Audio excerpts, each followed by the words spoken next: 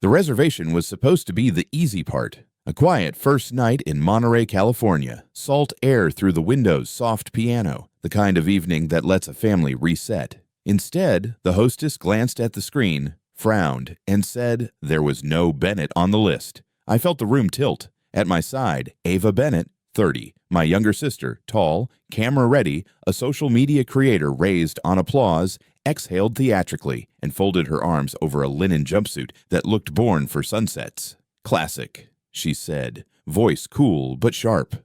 Across from us, Helen Bennett, late 50s. Our mother, a former school counselor who dresses in tasteful cardigans and carries fairness like a mantra, pressed her lips into a thin line that never bodes well for me. Richard Bennett, early 60s, our father, a civil engineer with kind eyes and a habit of choosing peace over truth, chinos and boat shoes, checked his watch as if schedules might rescue us. And me. Clara Bennett, 32, interior designer, quieter, built from lists and late nights, stood with a printed confirmation in my phone and a knot in my stomach. We were rerouted to a noisy bistro off Cannery Row, all clatter and neon, fries instead of oysters, fluorescence instead of candlelight. The server dropped waters. The ice chimed. The silence at our table was louder than the room. Ava leaned forward, ponytail slick and perfect. "If you double-checked, we wouldn't be here, Clara." She didn't raise her voice. She never has to. Her talent is precision, a dancer's strike that lands without sweat. Helen sighed the sigh that means she wants a solution, not a fight. "Let's not ruin the night," she said, glancing at me, not at Ava, like I held the ruin in my hands. Richard buttered bread he didn't want. "We'll sort it out tomorrow," he murmured. The Switzerland of dads. I tasted nothing. Shrimp scampi arrived, gleaming and wrong. I kept hearing the hostess. "No reservation under Bennett." I'd booked it. I knew I had. Still, doubt is a patient whisper. Phones lit the table. Ava scrolled like a metronome. A notification pulsed on my screen. Sam Carter, 35, my colleague from the studio. A pragmatic creative with a steady baritone, broad-shouldered, California casual in jeans, and a paint-flecked work tee when he's on site. Oakland-born, union dad, library card mom. "You at the coast. Remember to breathe," he'd texted earlier when I mentioned the trip. Now, another ping. "How's night one?" I typed, erased, typed, reservation got lost. 3 dots appeared, then, "That's not on you unless it's on you. Don't carry ghosts that aren't yours." My chest loosened, just a breath, a small one, but enough to remember that my hands weren't shaking before Ava spoke. "You always do this," Ava said, aiming the words so they skipped across the table and cut where they landed. "You plan it your way, and the rest of us pick up pieces." Helen touched her napkin to the spotless corner of her mouth. Ava, gentle. Then to me, warmer but waited. "Clara, did you confirm? Maybe they sent an update." The old choreography. The old spotlight. I nodded, kept my voice even. I confirmed. Ava's smile didn't reach her eyes. And yet, here we are. The server returned to ask about dessert. No one was hungry. Outside, the marine layer rolled in, soft and cold, fogging the glass, smudging the lights until everything looked almost kind. Richard paid, grateful for a task he could complete. Helen thanked the staff with a practiced grace. Ava adjusted her jumpsuit, ready for a story she'd tell her followers about resilience and bad service. My phone buzzed again. "Sam, you don't have to win tonight. Just don't disappear."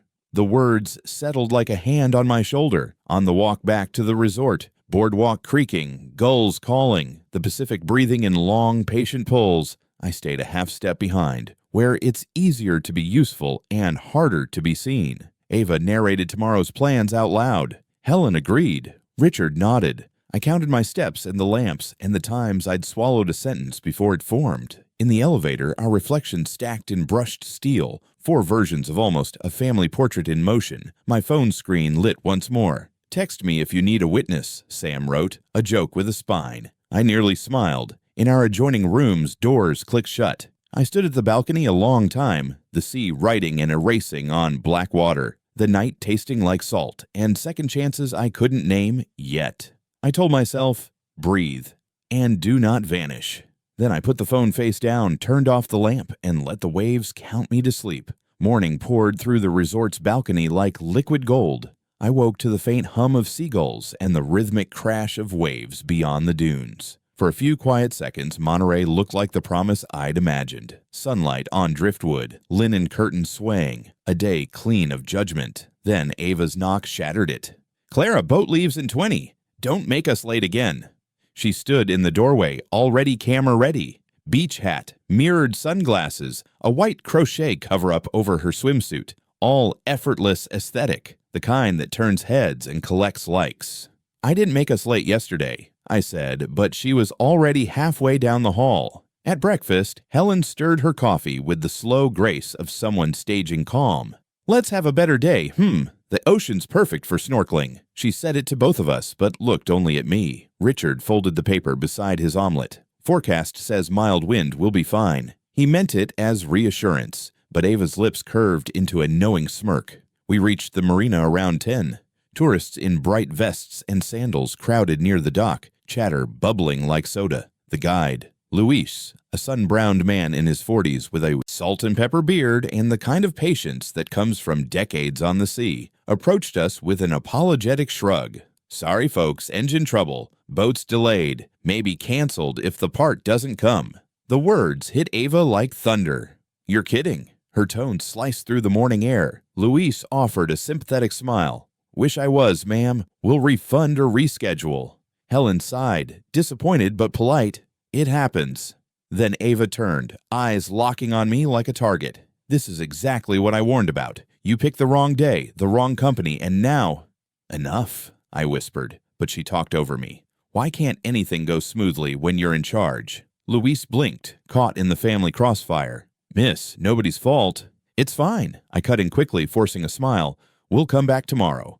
Helen rubbed her temples. "Girls, please, let's not make a scene."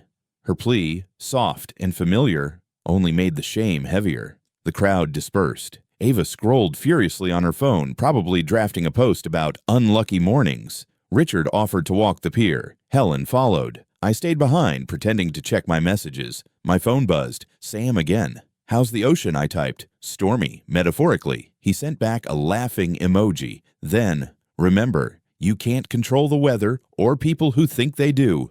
I almost laughed, the kind that catches in your throat. I sat on a bench facing the water, the wind tugging at my hair, the sea restless and gray. Childhood memories surfaced. Ava stealing my paints, me taking the blame for stains on the carpet. Mom saying, "You're older, Clara. Set an example." The same script, just a different set. Later, back at the resort, the family retreated to the pool. I excused myself and walked along the sand instead. A group of kids built a crooked castle. Gulls hovered overhead, shrieking for crumbs. For a moment, I imagined what it would feel like to build something fragile and not have anyone kick it over. My phone chimed again. Sam sent a picture. Blueprints scattered across a work table, sunlight spilling across them. Projects moving. You'd be perfect for the coastal interiors. Think about it when you're back. I stared at the image, at the clean lines, the future in progress. Maybe it was time to start designing my own boundaries instead of rooms. Behind me, Ava's laughter drifted from the pool deck. Sharp, practiced, camera-friendly. I turned toward the horizon where the sea met sky, whispering promises it never kept. Tomorrow would come, and I would be ready. I didn't know how yet, but something inside me had started to shift. Quiet, but certain, like the tide pulling back before it rises again. Evening slipped over Monterey in a wash of amber light, soft against the surf. I'd spent most of the afternoon pretending things were fine, smiling through lunch, nodding at jokes I didn't hear. But under the calm, a pulse of resentment throbbed steady and sharp. Dinner was at Blue Tide, a candlelit seafood spot perched above the cliffs, all glass and glow. The kind of place meant for memories, not meltdowns. When I entered the lobby, Ava was already there. Sleek ponytail, silk dress that shimmered like the bay, heels that clicked like punctuation marks. Helen had chosen navy chiffon, her version of evening diplomacy. Richard wore his usual collared calm. I wore beige linen and restraint. "You confirmed this one, right?" Ava quipped, lips curving as she adjusted her bracelet. Her voice was honey over glass. "Yes," I said quietly. "Twice." The hostess led us to a window table. The sky blushed into twilight. For a fleeting second, peace teased the edge of possibility. Then the waiter asked about drinks, and Ava pounced. She'll need something strong, she said, nodding toward me. You know, after her record with planning. Helen's polite laugh came too quickly, the reflex of someone afraid of silence. Richard sighed, murmuring, Ava. But his tone was paper-thin, easily torn. I tried to focus on the menu, words blurring in the low light. My throat tightened. For years, I'd believed that staying quiet made me the bigger person, that calm was strength. But silence can rot you from the inside out. I looked up just as Ava leaned forward, elbows on the table, nails gleaming. I mean, first dinner, then the snorkeling. Maybe next time, just let me handle it. She said it like a kindness. A performance for our parents' approval. The sound of cutlery stopped. Even the sea outside seemed to hold its breath. I met her eyes steady. You're right, I said. Maybe next time you should handle it. Ava blinked, startled by agreement. Because you're so good at canceling things without telling anyone. Her smile faltered, a hairline crack. Helen's fork froze midair. Clara, she warned, soft but edged. What are you talking about? Richard asked, voice low. Nothing, Ava said quickly, waving a hand. She's twisting things again. I reached for my phone, heart thudding like a drum under glass. 2 weeks ago, I said, unlocking the screen. You texted me. The table lights reflected off the glass, flickering over their faces. You said you'd accidentally canceled the dinner reservation and messed up the snorkeling times. I scrolled, the proof glowing in my palm. I fixed what I could. You just forgot that part. Ava's voice sharpened. You're overreacting. It was a joke. No, I said. It wasn't. I slid the phone across the table. You made me the villain because that's easier than admitting you made a mistake. For the first time in years, Helen looked unsure. Richard reached for the phone, scanning the screen, his brow darkening. The silence that followed wasn't empty. It was full, heavy, changing shape. Ava tried to laugh it off, but her eyes darted, searching for an ally that wasn't there. Clara, Helen began carefully, maybe this isn't the place. It's exactly the place, I said, the words trembling but true. It's the only time anyone actually listens. The waiter arrived with bread, stopped, sensed the fracture, and retreated like a tide. No one spoke for long minutes. Then Richard said quietly, We'll talk later. His voice wasn't tired. It was firm. Ava looked away, jaw tight. After dinner, I walked alone along the cliff path behind the restaurant. The ocean stretched, endless and dark, the wind threading through my hair like forgiveness I didn't yet believe in. My phone buzzed. Sam. You okay? I typed. Not sure, but I said something. 3 dots blinked. Then, good. You finally did. The moon rose, pale and patient. Below, waves broke against rock, relentless, but clean. For the first time in my life, I wasn't afraid of the sound. The next evening carried that strange calm that always comes after a storm. Too still, too quiet, as if the world itself were waiting for what comes next. The Bennetts had agreed to start fresh, but the air at dinner felt like glass. Polished, fragile, one wrong word from shattering. We gathered again at the resort's main restaurant, Coral Bay Grill. Candles flickered inside crystal holders. Silverware gleamed. Conversation from other tables hummed like background static. Ava, 30, graceful as ever, in a floral maxi dress that moved when she did, arrived last, her entrance timed to turn heads. Helen, our mother, had chosen pale lavender, soft and diplomatic, while Richard hid behind his wine list, hoping peace could be poured by the bottle. I, Clara, had promised myself I'd stay composed. No more tears, no more shrinking. For a while, it almost worked. The waiter brought clam chowder, the kind thick enough to stand a spoon upright. Helen commented on the flavor, Richard mumbled approval, and Ava, always center stage, launched into a story about a brand deal she'd just landed. They're flying me to Miami next month, she said, voice lilting, for this coastal campaign. You know, it's nice when people trust you with responsibility. The last word lingered, pointed like a knife turned sideways. I felt the blood rush to my ears. My spoon hovered midair. Good for you, I said evenly, but my heart beat like a warning drum. Ava smiled, not kindly, and tilted her glass. Let's hope nothing gets canceled this time. That was it. The line, the spark. The glass in my hand trembled.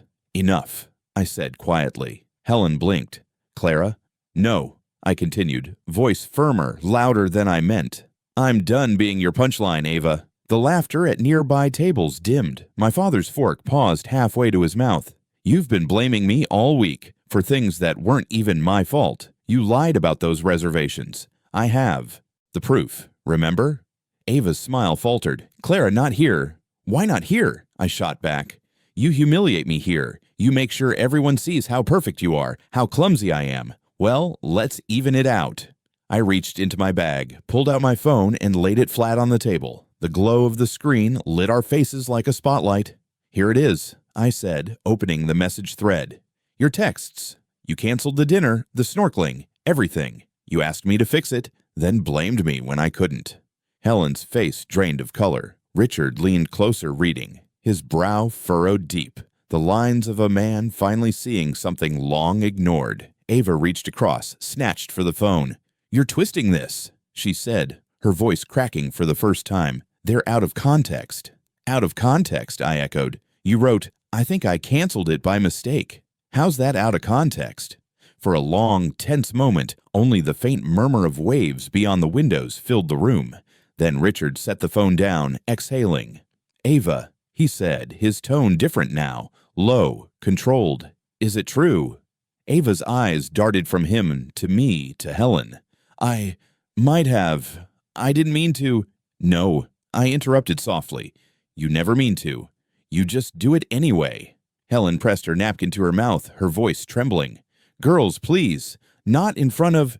It's fine, Mom, I said, standing. You can relax. I'm not here to embarrass anyone. I just needed anyone, to finally hear me. The waiter approached, hesitant, offering dessert menus. None of us looked up. Ava's gaze dropped to the tablecloth, her confidence unraveling thread by thread. For the first time, I didn't feel invisible. I felt seen. Richard cleared his throat, slow, deliberate. Enough for tonight, he said. But it wasn't dismissal. It was acknowledgement. The kind a father gives when he realizes the story he believed isn't true anymore. Outside, the night air hit cool and sharp. I stepped out onto the deck, overlooking the dark ocean, my hands trembling, not from fear this time, but from release. My phone buzzed. Sam again. Did you tell them? I typed back. Yes. How'd it feel? I stared out at the restless sea. Like breathing for the first time, I whispered and hit send. The next morning arrived heavy with the weight of everything left unsaid. The sunlight poured through the balcony glass like an accusation and a beginning all at once. Breakfast at the resort cafe was unusually quiet, not the comfortable kind, but the kind that hums with new truths trying to find their place. Helen Bennett, our mother, sat with her hands wrapped around a coffee cup that had gone cold. She wore soft peach linen today, her hair pinned back with the same silver clip she'd had since I was a kid. Her eyes were tired, but there was something softer in them too, like she was seeing me through a new lens and wasn't sure yet what to do with the view. Richard, my father, read the paper but didn't turn a page for 10 straight minutes. He wasn't hiding this time, more like waiting. And Ava, 30 influencer smile dimmed, sat across from me in oversized sunglasses, stirring her smoothie as if it might give her the right words. I focused on the ocean through the window, endless, calm, alive. The sound of dishes, the clink of silverware, the murmur of other families laughing nearby. Normal noises, all of them. But for us, everything had changed. Finally, Helen spoke first. Clara, she began softly, setting the cup down. About last night. Her voice trembled, a rare crack in her composure. I think your father and I owe you an apology. Ava shifted in her chair. Richard cleared his throat. We've let things slide too long, he said, eyes on me. I thought keeping peace meant staying quiet. Turns out I was just keeping the wrong person quiet. I didn't know whether to cry or laugh. For years, I'd dreamed of hearing those words. An acknowledgement, a simple "you were right." Now that they'd come, they didn't erase the hurt, but they loosened something tight in my chest. Thank you, I said quietly. That means more than you know. Helen reached across the table, her fingers brushing mine. We should have protected you more, she whispered. I see that now. For a moment, the silence that followed wasn't heavy.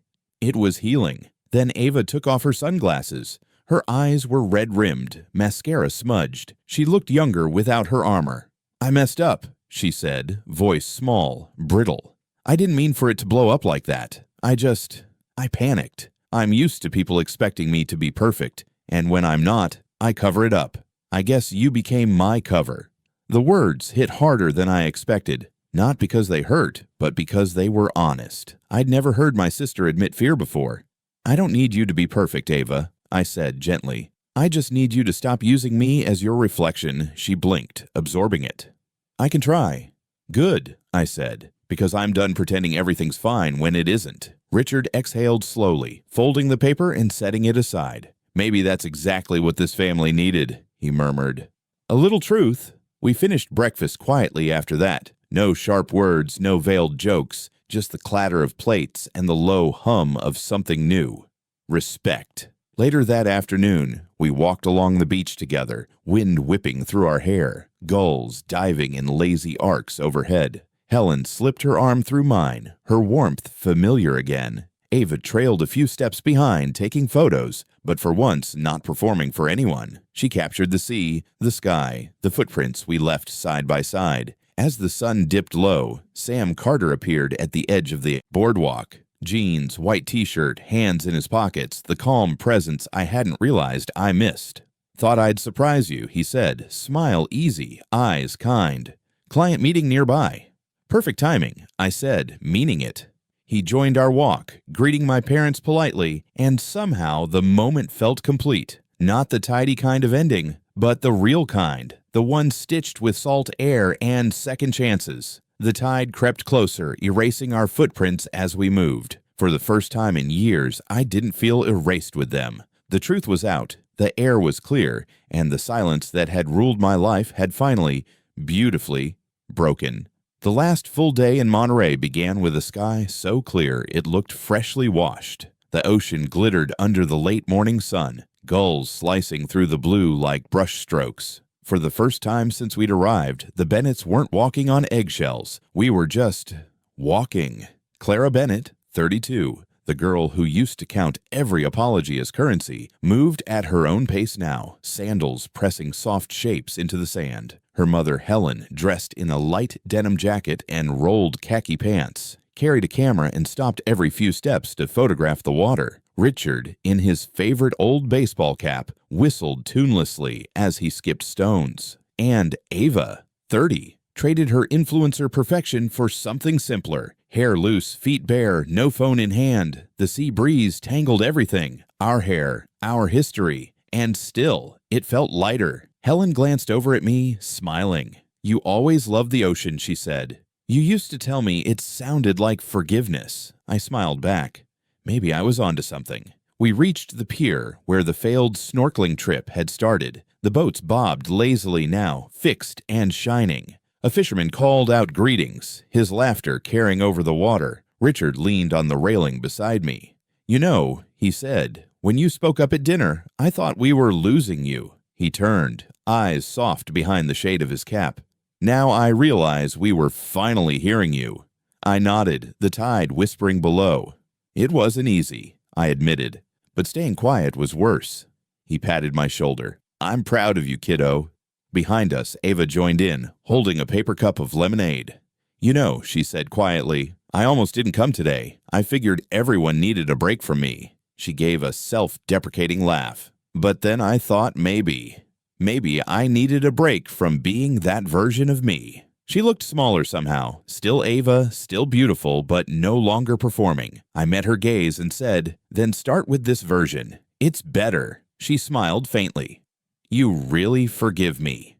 "I think," I said, watching the waves roll in and fade, "I'm learning that forgiveness isn't for the person who asks. It's for the one who's tired of carrying the weight." For a moment, we just stood there, three silhouettes against the bright water. Helen joined us, slipping her hand through mine. The four of us watched the horizon, the sea stretching wide and endless, like possibility. A voice behind me broke the spell. "Not to interrupt the family therapy," it teased, "but I promised someone a proper coffee." I turned. Sam Carter, 35, stood a few feet away, wind tugging at his shirt, smile crooked. He held out 2 cups from the cafe down the boardwalk.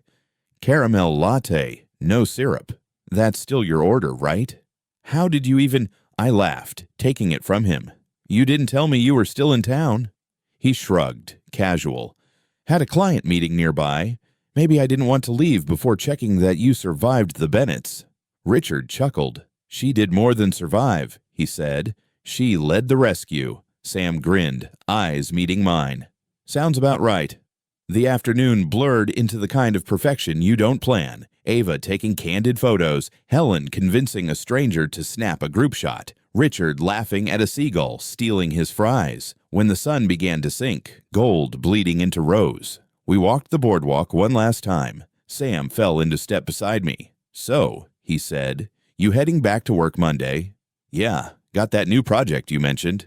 "Good," he said, bumping my shoulder gently. "Just remember what you told me last night." I frowned playfully. "And what's that?" "That you're done being quiet." The light shimmered off the waves, reflecting on his face, warm and sure. For once, I didn't doubt myself. Later, as twilight wrapped the shore, we all stood for one last picture. Ava between our parents, me beside Sam. The shutter clicked, freezing a version of us I'd almost stopped believing in. Imperfect, mending, real. When I looked at the image afterward, the wind caught my hair mid-laugh. It wasn't the composed Clara I'd always tried to be. It was the one finally breathing, the one who'd spoken and been heard. The tide rolled in and erased the footprints behind us. But this time, I didn't feel erased with them. I felt renewed, like the water itself had whispered, "You made it home." Autumn came quickly after Monterey. Crisp mornings, gold leaves skimming the sidewalks, and the quiet hum of a life shifting gears. Back in San Francisco, my apartment no longer felt like a retreat from the world. It felt like the headquarters of a woman finally building one. The echoes of the ocean were still in me, soft but steady, a reminder that peace wasn't silence. It was honesty. Clara Bennett, 32, walked into her design studio on Monday morning, carrying coffee and a new kind of confidence. She wore a tailored beige blazer over a white blouse, hair tied loosely, her voice firmer than it used to be. Sam Carter, 35, was already there, rolled up sleeves, pencil, behind his ear, sketching a coastal interior concept on tracing paper. "Look who's early," he teased without looking up. "I didn't think I'd ever see the day." "New era," I said, setting down my cup. "Call it post-Monterey energy." He smiled, that quiet knowing kind. "Ah, the famous Bennett family summit. You survived?" "More than survived," I said, flipping through blueprints. "We might actually like each other again. It's weird." He leaned back in his chair. "Weird's good. Means progress." His voice softened. "Means you finally stopped apologizing for existing." That made me laugh. Even though it was true, work that week felt different. I said no when a client tried to add unpaid tasks. And yes, when Sam suggested we pitch a design lead together. I corrected a contractor who interrupted me mid-sentence, and he actually listened. Every small win felt like reclaiming a piece of myself. That Friday, Helen called. "Your father's making chili," she said. "He wants to know if you're free for dinner." Her voice was light, almost shy. "And Ava's coming too." I hesitated for a moment, but then smiled. "Yeah, Mom, I'll be there." Dinner at my parents' house felt unfamiliar at first. The same dining table, the same framed photos, but a gentler rhythm. Ava Bennett, 30, had traded her influencer Polish for jeans and a soft gray sweater. She greeted me with a real hug. Not for show, not half-hearted. "Hey, stranger," she said. "I sent you that marketing contact you asked for." "You did?" I asked, surprised. "Figured I owed you some good karma." She grinned, awkward but sincere. Helen carried a tray of cornbread. Richard stirred the pot, and for the first time in a long time, nobody tiptoed. We ate, talked, even laughed, not because things were perfect, but because they didn't need to be. When Ava told a story about tripping during a live stream, we all howled, and she didn't flinch when I teased her back. That felt like healing, the kind that hides inside ordinary moments. After dinner, Richard pulled out an old photo album. "Remember this," he said, pointing to a picture of two little girls building a sandcastle, faces smeared with sunscreen, one holding a plastic shovel like a sword. "You knocked it down 5 minutes later," Ava said. I did not. I laughed, but I had. And suddenly, the memory didn't sting anymore. It felt warm. Later that night, back in my apartment, I stepped onto the balcony. The city lights shimmered below like scattered stars. My phone buzzed, a message from Sam. Client loved the proposal. Drinks tomorrow to celebrate? I smiled, typing back, only if we toast to progress. Deal. I looked out at the skyline, the fog rolling in slow from the bay, horns echoing faintly, the heartbeat of a city that never really sleeps. Somewhere in the distance, I could almost hear the Monterey waves again, that same rhythm, that same reminder. The woman who'd once whispered her way through life was gone. The new me didn't shout, but she spoke clearly, confidently, and with purpose. In the reflection of the window, I caught my own faint smile. Not the careful one I used to wear for peacekeeping, but the real one that said, "You did it." For the first time, I didn't need anyone else to validate that. Not Ava, not my parents, not even Sam. The ocean might have taught me forgiveness, but life was teaching me something better. The art of speaking up and the grace of knowing when to stay silent. And beneath it all, a quiet promise lingered like the last note of a song. I would never, ever lose my voice again.